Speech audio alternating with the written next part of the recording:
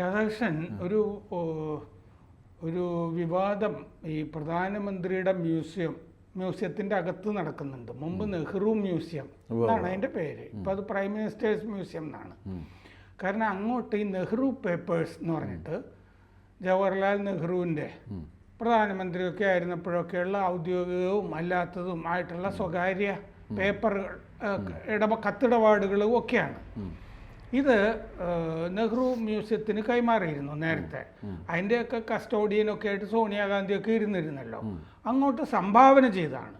പക്ഷേ ഈ സംഭാവന ചെയ്ത സാധനങ്ങൾ അവർ M.R. രാജൻ എന്ന് പറഞ്ഞിട്ടൊരു സെക്രട്ടറിയെ വിട്ടിട്ട് ഇതിൻ്റെ 51 പെട്ടി അവിടുന്ന് എടുത്തുകൊണ്ട് പോയി. അത് കഴിഞ്ഞാൽ അവിടെ ഒരു ചർച്ച നടന്നു. അങ്ങനെ നമുക്ക് സംഭാവന ചെയ്ത് എടുത്തുകൊണ്ട് പോകാൻ പാടുണ്ടോ? പിന്നെ മാത്രമല്ല, ഇത് ചില സ്വകാര്യ ശേഖരങ്ങളൊക്കെ കൊടുക്കുമ്പോൾ 35 കൊല്ലം കഴിഞ്ഞേ ഇത് പുറത്താക്കാൻ പറ്റുള്ളൂ, റിസർച്ചേഴ്സിന് കാണിച്ചു കൊടുക്കാൻ പറ്റുള്ളൂ എന്നൊക്കെ പറഞ്ഞിട്ട് എംബാർഗോയൊക്കെ ഉണ്ട്. ഇതൊക്കെ ശരിയാണോ എന്നൊക്കെ പറഞ്ഞിട്ട് രാജ്നാഥ് സിംഗിൻ്റെ അധ്യക്ഷതയിൽ അവിടെ കഴിഞ്ഞ ഫെബ്രുവരിയിൽ ഒരു ചർച്ചയൊക്കെ നടന്നിരുന്നു.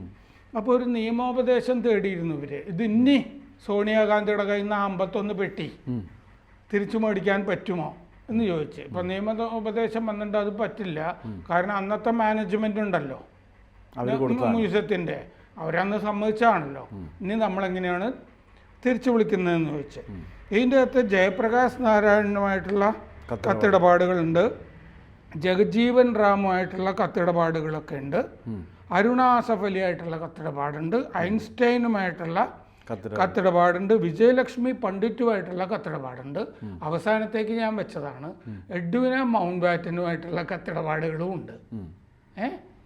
അപ്പോൾ ഇവർ എന്തുകൊണ്ടായിരിക്കും ഈ 51 പെട്ടി തിരിച്ചു കൊണ്ടുപോയത്? അതായത് 2.80 ലക്ഷം പേജ് മൊത്തം വരുന്നതാണ് പറയുന്നത് ഈ നെഹ്റു പേപ്പേഴ്സ്.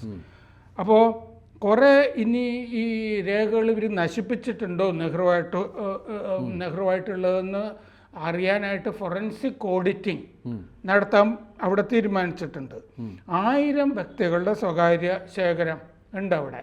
അപ്പോൾ ഈ എംബാർഗോ എടുത്ത് കളയാൻ ഇപ്പോൾ തീരുമാനിക്കുകയാണ്. പരമാവധി 5 വർഷം, ചില കേസുകളിൽ 10 വർഷം വരെ എന്ന് തീരുമാനിക്കുകയാണ്.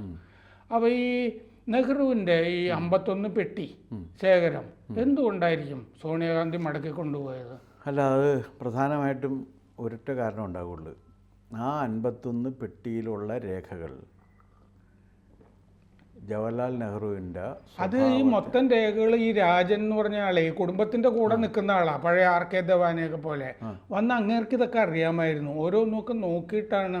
അതെ, അതിൽ ഈ രേഖകൾ പുറത്തു വന്നു കഴിഞ്ഞാൽ ജവഹർലാൽ നെഹ്റുവിൻ്റെ മഹിമയ്ക്ക് കോട്ടം തട്ടും എന്ന് ഉറപ്പുള്ള കാര്യങ്ങളാണ് എടുത്തുകൊണ്ട് പോയേക്കുന്നത്. ഏത് തരത്തിൽ? അദ്ദേഹത്തിൻ്റെ സ്വഭാവശുദ്ധി തീരെ ഇല്ലാത്ത ഒരാളായിരുന്നു എന്നുള്ള കാര്യത്തിൽ തർക്കമില്ലല്ലോ.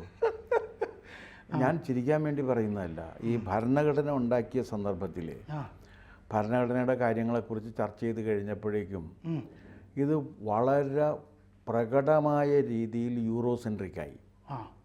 അപ്പോൾ അതിനെക്കുറിച്ച് അന്ന് ഒരാൾ കമൻറ്റ് പറഞ്ഞത് എന്താണെന്ന് വെച്ചാൽ, നമ്മൾ സിതാറും വീണയിൽ നിന്നുള്ള സംഗീതം പ്രതീക്ഷിച്ചുകൊണ്ടിരിക്കുമ്പോൾ ഇംഗ്ലീഷ് ബാൻഡ് മ്യൂസിക്കാണ് കേൾക്കുന്നത് എന്നാണ് പറഞ്ഞത്. വളരെ മനോഹരമായിട്ടാണ് അത് പറഞ്ഞത്. ആ ഇംഗ്ലീഷ് ബാൻഡ് മ്യൂസിക് ഇവിടെ ഇന്ത്യയിൽ നിലനിർത്തണമെന്ന് ആഗ്രഹിച്ചവരിൽ പ്രധാനി പണ്ഡിറ്റ് ജവഹർലാൽ നെഹ്റുവാണ്.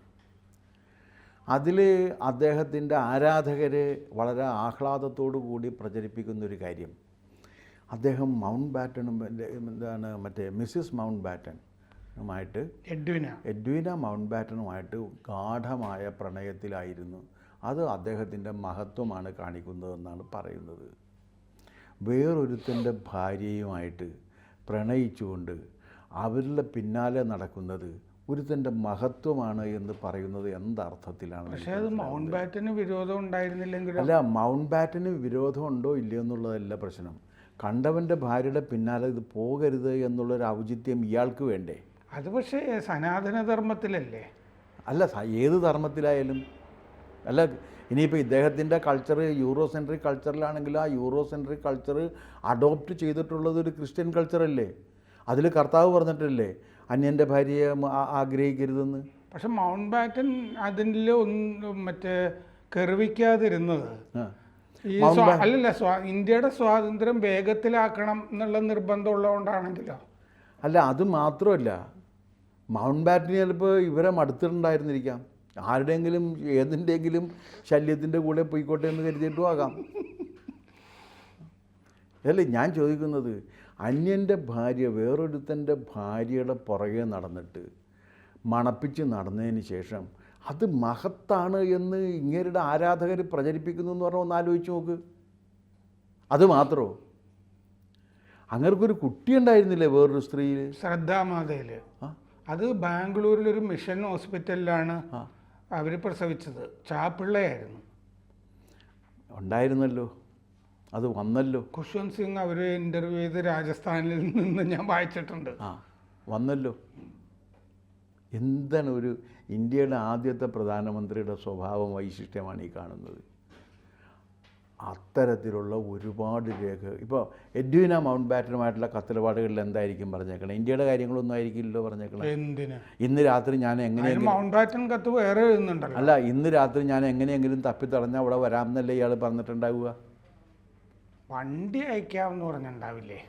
വണ്ടി അയക്കണം. അതാണ് അതിൻ്റെ മലയാളമല്ലേ തപ്പിത്തടഞ്ഞു വരാമെന്ന് പറയണത്. തട്ടിമുട്ടി തപ്പിത്തടഞ്ഞവിടെ ചെല്ലാമെന്നല്ലേ പറയുന്നത്, അല്ലാതെ വേറെ എന്താ പറയുന്നത്? എന്നിട്ട് എഡ്വിന മൗണ്ട് ബാറ്റനും ഇയാളും കൂടി നിൽക്കുന്ന ചിത്രം കൊടുക്കുക, പിന്നെ ഇയാൾ ക്രിക്കറ്റ് വലിക്കുന്ന ചിത്രം കൊടുക്കുക, ഇയാൾ സിഗരറ്റ് വലിക്കുന്ന ചിത്രം കൊടുക്കുക. ഇതൊക്കെ മഹത്താണ് എന്ന് പറയുന്നത് എന്തർത്ഥത്തിലാണ്? ഇനി അത് ഒന്നാമത്തെ കാര്യം. ചിലപ്പോൾ എനിക്ക് തോന്നുന്നത് ഈ ഹണി ട്രാപ്പ് എന്ന് പറയുന്നൊരു സംഭവമില്ലേ, ഇപ്പോൾ ചൈനയോ പാകിസ്ഥാനോ ഒക്കെ നമ്മുടെ ചില ആളുകളെയൊക്കെ പിടിച്ചുകൊണ്ടുപോയിട്ട് രഹസ്യങ്ങൾ, അത് പണ്ടേ ഉള്ളതാണ്, ആർമി പട്ടാളമൊക്കെ പണ്ടേ ഉള്ളതാണ്. അതുപോലെ ഒരു ഹണി ട്രാപ്പിൻ്റെ ഭാഗമായിരുന്നെങ്കിലോ ഈ എഡ്വിനിയെ? അല്ല, ഹണി ട്രാപ്പിൽ പെട്ടിട്ടുള്ള മറ്റു പലരും ഉണ്ടല്ലോ. ഇപ്പോൾ ഇത് മാർക്ക് ആൻ്റണിയും ജൂലിയസ് സീസറും എല്ലാം ഹണി ട്രാപ്പിൽ പെട്ടുപോയതാണ്. അതിലേറ്റവും രസകരമായിട്ടുള്ളത്, മാർക്ക് ആൻ്റണിയും ജൂലിയസ് സീസറും ഹണി ട്രാപ്പിൽ പെടുമ്പോൾ നെഹ്റുവിൻ്റെ പ്രായമായിരുന്നു. പക്ഷേ യുവാവായ ഒക്ടോവിയൻ സീസർ പോയപ്പോൾ ഈ ഹണി ട്രാപ്പിൽ പെട്ടില്ല എന്നുള്ളതാണ്. മാർക്ക് ആൻ്റണിയെയും ജൂലിയസ് സീസറിനെയും ഹണി ട്രാപ്പിൽ പെടുത്തിയത് വിശ്വപ്രസിദ്ധ സൗന്ദര്യധാമമായ ക്ലെയോപാട്രയാണ്. ആ ക്ലെയോപാട്ര, ഷേക്സ്പിയർ തന്നെ അവർ മറ്റേ എന്താണ് ആൻറ്റി ആൻഡ് ക്ലെയോപാട്ര എന്ന് പറഞ്ഞ നാടകത്തിൽ ദ സർപ്പൻറ്റ് ഓഫ് നൈൽ എന്നാണ്. Age cannot wither nor customs tell her infinite variety of her charms എന്ന് പറഞ്ഞിട്ട് വിസ്മയം കൊള്ളുന്ന വിധത്തിലുള്ള ആ infinite varieties of her charms, ആ ഇൻഫിനിറ്റ് വെറൈറ്റീസ് ഓഫ് ഹെർ ചാംസിൽ പെട്ടുപോയവരാണ് മാർക്ക് ആൻ്റണിയും ജൂലിയസ് സീസറും. അപ്പോൾ ആ രീതിയിൽ അതേ പ്രായത്തിലാണ് ഇതിനകത്ത് പെടുന്നത്. പക്ഷേ ഈ ക്ലെയോപാട്രയെക്കുറിച്ച് വായിച്ചറിഞ്ഞാൽ നമ്മുടെ ഒരു സങ്കല്പമുണ്ട്. ക്ലെയോപാട്രയെ പറ്റി പറഞ്ഞപ്പോൾ ഒരു കാര്യം പറയാൻ കഴിഞ്ഞ ദിവസം വിട്ടുപോയത് ഓർമ്മ വന്നു. എന്താണെന്ന് വെച്ചാൽ ഇപ്പോൾ ഈ പാകിസ്ഥാനിൽ കഴുതകളുടെ എണ്ണം കൂടുന്നുണ്ട്. ഇത്തവണത്തെ അവരുടെ സാമ്പത്തിക സർവേയിൽ പറഞ്ഞിട്ടുണ്ട്, കഴിഞ്ഞ 4-5 കൊല്ലമായിട്ട് ഓരോ വർഷവും 1,00,000 കഴുതകൾ കൂടുന്നുണ്ട്. നിങ്ങൾ എത്ര കഴുതകളെ തന്നാലും ഞങ്ങൾ മേടിച്ചോളാം എന്ന് ചൈന പറഞ്ഞിട്ടുണ്ട്. കാരണം ചൈനയിൽ ഈ ഔഷധങ്ങൾക്കൊക്കെ ഇതിൻ്റെ ജലാറ്റിൻ, ഇതിൻ്റെ തൊലി, കഴുതയുടെ തൊലി വെള്ളത്തിൽ വേവിച്ചിട്ട് ജലാറ്റിൻ എടുക്കുന്ന. അപ്പോൾ ഈ ക്ലിയോപാട്ര കഴുതപ്പാലിൽ കുളിച്ചിരുന്നു എന്നൊരു ശ്രുതി കേട്ടിട്ടുണ്ട്. അതാണ് ഈ കോസ്മെറ്റിക്സ് ഇല്ലേ, സൗന്ദര്യ സംവർദ്ധക വസ്തുക്കൾ, അതിലൊക്കെ കഴുതപ്പാല് അനിവാര്യ ഘടകമാണ്. അപ്പോൾ എന്തായാലും ശരിയാണ്, ഈജിപ്തിൽ അന്ന് അക്കാലത്ത് ഇവർക്ക് വേണ്ടി ധാരാളം കഴുതകൾ ഉണ്ടായിട്ടുണ്ടെന്ന് വേണം കരുതാനായിട്ട്. ഞാൻ പറയുന്നത്, ഈ പണ്ഡിറ്റ് ജവഹർലാൽ നെഹ്റു ഇതുപോലെ തന്നെ ഹണി ട്രാപ്പിൽ പെട്ടിരിക്കാമെന്നുള്ള അങ്ങയുടെ വാദഗതി അംഗീകരിച്ചു കഴിഞ്ഞാൽ, പക്ഷേ ആ ദുരന്തം കൂടി നമ്മൾ കാണേണ്ടതുണ്ട്. ഹണി ട്രാപ്പിൽ പെട്ടതാണ് മാർക്ക് ആൻ്റണിയുടെ ദുരന്തം, ഹണി ട്രാപ്പിൽ പെട്ടതാണ് ജൂലിയസ് സീസറുടെ ദുരന്തം. പറഞ്ഞു വരുന്നത് ഇന്റഗ്രിറ്റി, ക്യാരക്ടറൊക്കെ വേണമെന്നല്ലേ ഒരാൾക്ക്, സ്വഭാവദാർഢ്യം. അല്ല, ഇന്ത്യയുടെ പ്രധാനമന്ത്രി ആകാൻ വേണ്ടി നിയുക്തനാക്കപ്പെടുന്ന ഒരാൾക്ക് അത്രയും കാര്യങ്ങൾ വേണമെന്ന് ആഗ്രഹിക്കാൻ ഒരു ഇന്ത്യക്കാരൻ എന്ന നിലയ്ക്ക് എനിക്ക് അധികാരമുണ്ട്. അതുകൊണ്ടാണ് ഞാൻ പറയുന്നത്. അദ്ദേഹം എന്ത് ചെയ്തെന്ന് വെച്ചാൽ യൂറോപ്പിലൊക്കെ രാഷ്ട്രത്തലവന്മാരായിരുന്ന ആളുകളുടെ പട്ടിക എടുത്തിട്ട് മറ്റേ വിജ്ഞാന കോശമൊക്കെ നോക്കിയിട്ട് ഇവർ എങ്ങനെയായിരുന്നു എന്ന് ചിലപ്പോൾ പഠിച്ചിട്ടുണ്ടാകാം. അല്ല, അത് തന്നെയാണ് പ്രശ്നം. അദ്ദേഹത്തിന് ഇന്ത്യയെ ഡിസ്കവറി ഓഫ് ഇന്ത്യയാണ്. ഒരു ഇന്ത്യക്കാരൻ എങ്ങനെയാണ് ഡിസ്കവറി എഴുതുന്നത്? ഒരു ഇന്ത്യക്കാരന് ഇൻബോണായിട്ട് ഇന്ത്യ അവൻ്റെ ജീവിതത്തിലുണ്ടായിരിക്കും, അവൻ്റെ ആത്മാവിലുണ്ടായിരിക്കും, അവൻ്റെ രക്തത്തിലും മജ്ജയിലും മാംസത്തിലും ഉണ്ടായിരിക്കും. അത് ഇൻബോണാണ്. നെഹ്റുവിന് ഒരിക്കലും കഴിഞ്ഞിട്ടില്ല. അതുകൊണ്ടാണല്ലോ ഡിസ്കവറി ഓഫ് ഇന്ത്യ എഴുതേണ്ടി വന്നത്. ഒരു മൂന്നാംകിട പുസ്തകമെന്ന് പറഞ്ഞു കഴിഞ്ഞാൽ ആളുകൾ ഇപ്പോൾ എങ്ങനെയെന്ന് എനിക്കറിയില്ല. ഇത് വണ്ടർ ദാറ്റ് വാസ് ഇന്ത്യ എന്ന് പറഞ്ഞ് 7 ഭാഷ എഴുതിയിട്ടുണ്ട്. അത് വായിച്ചു കഴിഞ്ഞാൽ ഈ പുസ്തകം എഴുതില്ലായിരുന്നു.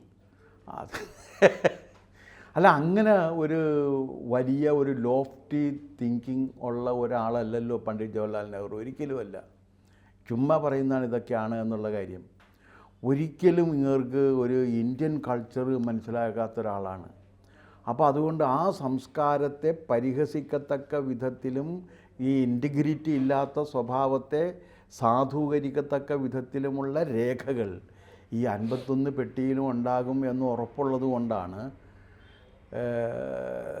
സോണിയാഗാന്ധി അതെടുത്തുകൊണ്ട് പോയിരിക്കുന്നത് എന്ന് വേണം ഊഹിക്കാനായിട്ട്. അല്ലെങ്കിൽ ഇത് ഇനിയിപ്പോൾ കേസ് കൊടുത്ത് തിരിച്ചു കിട്ടാൻ പറ്റില്ല. കാരണം അത് പിന്നെ ഒരു കാര്യം, ഒരു രേഖ ഒരു ചരിത്ര മ്യൂസിയത്തിന് കൊടുത്തിട്ടുണ്ടെങ്കിൽ പിന്നെ അത് തിരിച്ചു വാങ്ങിക്കുന്നത് മര്യാദകേടാണെന്നുള്ള കാര്യത്തിൽ ഒരു തർക്കവും വേണ്ട. അത് ചെയ്യാൻ പാടില്ലാത്തതാണ്. രണ്ടാമത്തെ കാര്യം, ഇന്ത്യൻ പ്രധാനമന്ത്രിയുടെ രേഖകളാണ്.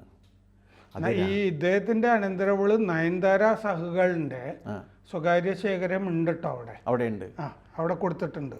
അല്ല, ഇതെല്ലാവരും GD മാവുലങ്കർ ആദ്യത്തെ ലോക്സഭാ സ്പീക്കർ, അദ്ദേഹം രേഖകളൊക്കെ അല്ലെന്ന് അത് എല്ലാവരും കൊടുക്കും. കാരണം ഒരു രാജ്യത്തിൻ്റെ ചരിത്രം രൂപപ്പെട്ടു വന്നത് എങ്ങനെയാണെന്ന് അറിയാൻ വേണ്ടി ഇതും കൂടിയൊക്കെ നോക്കണ്ടേ? നാളെ ഗവേഷകരോട് ചെയ്ത അനീതിയാണിത്. സോണിയാഗാന്ധി ഇത് നശിപ്പിച്ചിരിക്കാനുള്ള വല്ല സാധ്യതയുണ്ട്? പല രേഖകളും നശിപ്പിച്ചിരിക്കാനുള്ള സാധ്യത. അത് വായിച്ച് രസിക്കാൻ വേണ്ടിയിട്ട് കൊണ്ടുപോയതാണ്. അങ്ങനെ സോണിയാഗാന്ധിക്ക് വായനാശീലം ഉണ്ടെന്നൊരു ആരോപണം ആദ്യമായിട്ട് അങ്ങാണ് ഉന്നയിക്കുന്നത്. അവരൊരു പുസ്തകമോ മറ്റോ എഴുതിയിട്ടില്ല. പുസ്തകം എഴുതാൻ വായനാശീലം വേണമെന്നുണ്ടോ? ഇപ്പം എല്ലാവരും പുസ്തകം എഴുതുന്ന കാലം. പക്ഷേ അവരുടെ ചിത്രങ്ങളൊക്കെ ഈ കോൺഗ്രസ് കമ്മിറ്റി യോഗം ചേരുമ്പോഴൊക്കെ നിങ്ങൾ ബാക്ക്ഗ്രൗണ്ടിൽ, ഞാൻ സോണിയാഗാന്ധിയും ഈ ഖാർഗെ, KC വേണുഗോപാലിനെ ഒന്നുമല്ല നോക്കുക, ആ പശ്ചാത്തലത്തിൽ ഒരു ലൈബ്രറി പോലെ നമുക്ക് തോന്നുന്നത്. അത് ICC ഓഫീസിൽ അങ്ങനെ ലൈബ്രറി ഉണ്ട്. ആ ലൈബ്രറി അവിടെ പണ്ട് മുതലേ ഉള്ളതാണ്. ഇപ്പം അതുണ്ടോ എന്ന് എനിക്കറിയില്ല. ഇപ്പം അത് ചിലപ്പോൾ ഉപയോഗം ഉണ്ടാവില്ലായിരിക്കും. അതുകൊണ്ട് ചിലപ്പോൾ ആരും KC വേണുപോലൊക്കെ വേണമല്ലോ ഇതെടുത്ത് വായിക്കാനായിട്ട്. അവർക്കിപ്പോൾ അതിന് സമയമില്ലാത്ത കാരണം വായന ഉണ്ടാകില്ല. ആ വടക്കൻ എന്ന് പറഞ്ഞ ആൾ വായിച്ചിട്ടുണ്ടാവും പണ്ടിരുന്നപ്പോൾ. ഷമാ മുഹമ്മദോ മറ്റോ?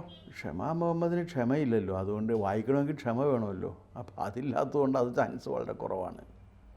എന്തായാലും ഇത് കൊണ്ടുപോയത് ഈ ചരിത്ര വിജ്ഞാനം നിർമ്മിക്കാനുള്ള ഇന്ത്യക്കാരൻ്റെ അല്ലെങ്കിൽ ഇന്ത്യൻ അക്കാഡമിക് കമ്മ്യൂണിറ്റിയുടെ സ്വാഭാവികമായ അവകാശത്തിന് മേലുള്ള ഒരു കൈകടത്തലാണ്. അതൊരു അമൂല്യ ശേഖരമാവുമായിരുന്നു. കാരണം നമ്മളിപ്പോൾ എഡ്വിനെ പറ്റിയൊക്കെ പറഞ്ഞു, അതിൻ്റെ അകത്ത് ഐൻസ്റ്റൈനുമൊക്കെ ആയിട്ടുള്ള കഥകളുണ്ട്. പക്ഷേ ഐൻസ്റ്റൈൻ അന്ന് വാദിച്ചിരുന്നത് ഇസ്രയേൽ രാഷ്ട്രത്തിന് വേണ്ടിയിട്ടായിരുന്നു. അതെ. അപ്പോൾ ഐൻസ്റ്റൈനോട് എടുത്ത വായിക്ക് പറഞ്ഞു പറ്റില്ല എന്ന് പറഞ്ഞിട്ട് കത്തെഴുതി നെഹ്റു. നമ്മൾ ഇസ്രയേലിൻ്റെ കൂടെ അല്ല, ഞങ്ങൾ മറ്റേ ഹമാസിൻ്റെ കൂടെയാണ് എന്ന് അന്ന് തന്നെ വ്യക്തമാക്കിയതാണ്. അപ്പോൾ ഐൻസ്റ്റൈൻ ധാരാളം കത്തുകൾ അത് സംബന്ധിച്ചൊക്കെ എഴുതിയിട്ടുണ്ട്. അതുമൊക്കെ ചിലപ്പോൾ തിരിച്ചു കൊണ്ടുപോയിട്ടുണ്ടാകും. കാരണം ഇനി ഇതൊക്കെ റിസർച്ച് ചെയ്തിട്ട് അപ്പോൾ ഒരു പ്രശ്നം ഉണ്ടാകണ്ടെന്നും നെഹ്റുവിൻ്റെ ഒരു മാന്യതയ്ക്ക് അല്ലെങ്കിൽ മഹത്വത്തിന് കോട്ടം തട്ടണ്ട എന്ന് കരുതി കൊണ്ടുപോയേക്കണായിരിക്കും. അങ്ങനെ സോണിയാഗാന്ധിക്ക് അദ്ദേഹത്തിൻ്റെ ഈ മഹത്വം സംരക്ഷിക്കാൻ കഴിയുമോ? ഇത് ലോകത്തിൽ മനുഷ്യൻ്റെ തെറ്റിദ്ധാരണയല്ല. ആ കാര്യത്തിൽ സോണിയാഗാന്ധി, കത്തോലിക്കയായ സോണിയാഗാന്ധിയെ എനിക്ക് ഓർമ്മിപ്പിക്കാനുള്ള കാര്യം കർത്താവ് പറഞ്ഞിട്ടുള്ളതാണ്.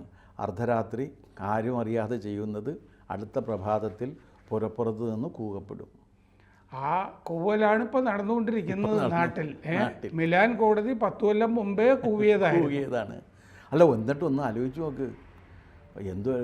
ഞാൻ മനസ്സിലാക്കിയത് പ്രധാനമന്ത്രി നേരിട്ട് അവിടുത്തെ പ്രധാനമന്ത്രിക്ക് അന്ന് എഴുതുകയാണ് ചെയ്തത്. അന്ന് മൻമോഹൻ ബെഗ് ചെയ്ത് that should not be revealed. ഒന്ന് ആലോചിച്ച് നോക്ക്. എൻ്റെ പേരുണ്ട്, അതുകൊണ്ട് പുറത്ത് പറയരുതെന്ന്. എൻ്റെ പേര് വന്നാലും കുഴപ്പമില്ല, മാഡത്തിൻ്റെ പേര് പുറത്ത് വന്നാൽ വലിയ ശല്യമായിരിക്കും എന്ന് പറഞ്ഞു. അപ്പോൾ അതുകൊണ്ട് യജമാന സ്നേഹമുള്ള ആളാണ്. പിന്നെ സോണിയാഗാന്ധിയും ഇതിൽ നിന്ന് പിന്മാറി പുറത്തു വരും എന്ന് നമുക്ക് പ്രതീക്ഷിക്കാം.